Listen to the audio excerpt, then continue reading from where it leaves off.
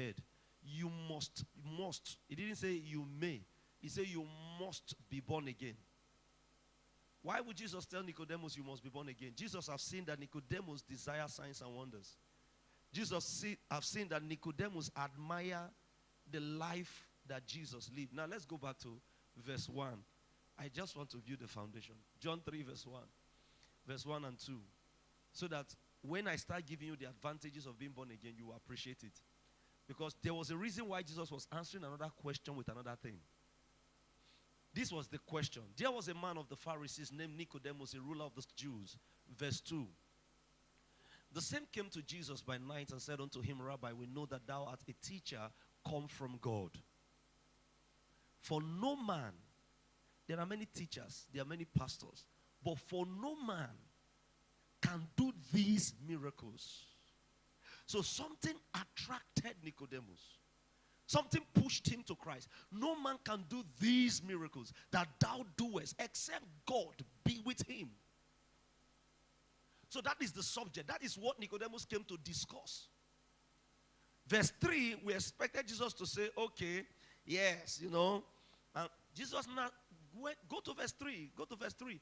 Jesus now said, Jesus answered and said unto him, verily, verily, I say unto thee, except a man be born again.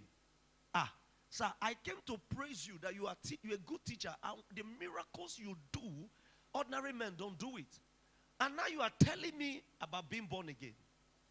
Now, it's very clear and understood. I want you to get it now, every one of you. Jesus was trying to tell Nicodemus that there are class of men in this world. There is a group of people in this world that can do the things I do. But Jesus did not just tell him immediately. Jesus gradually led him into it. Jesus knew what moved Nicodemus to him. Jesus knew that Nicodemus admired his ministry because of the miracles. Because he said to him, no man can do these things except God. These miracles. So there was something that was the attraction, and that was the supernatural, which is the miracles.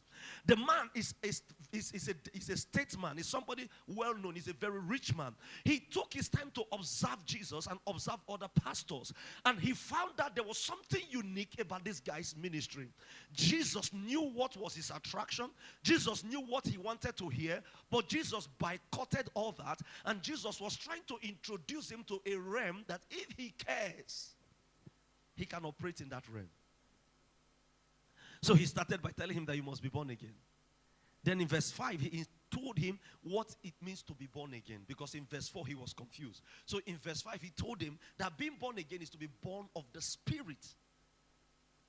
Then in verse 6, he went on to explain that anyone who is born of the Spirit is spirit.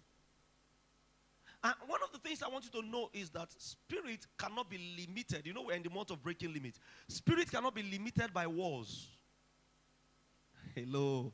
Now, wake up. I like you to get this. I like you to get this because for you to do supernatural things, you must take a new identity.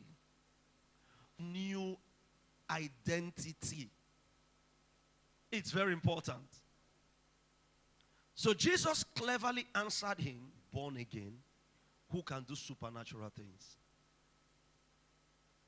Though Nicodemus didn't get it at first, but that was what Jesus was trying to do. Trying to make him know that, look, these miracles I'm doing is because I'm operating from a realm. And how do I know? In verse 7, when Nicodemus was getting almost confused, he said to him, don't bother that I say unto you. Marvel not that I say unto you. You must be born again. Why did Jesus use the word must? In other words, if you want to see these supernatural things I do, that thing that attracted you to me, if you want to operate in that realm, this one is a condition you must meet. You must be born again. Verse 9. Go to verse 9. Nicodemus answered and said unto him, how can these things be? Praise the name of the Lord. The guy knew that there was something he was now communicating. And Jesus answered and said unto him, art thou a master of Israel and knowest not these things? I thought you were a big man. You have led people and you don't know these things. So it's not about your class in the society. It's a mystery of the kingdom. It has to be revealed to you for you to know it. And that's my assignment today. We are born again. Being born again to reign with Christ. Now I have given you the foundation. The first thing I want you to note is that you are redeemed to reign. This is why Jesus said to Nicodemus, you must be born again. Why? Because when you get into this realm, this is the realm where men reign with God. Look at this. And had made us, not every living creature, but those who have accepted him as Lord and Savior. They are the us.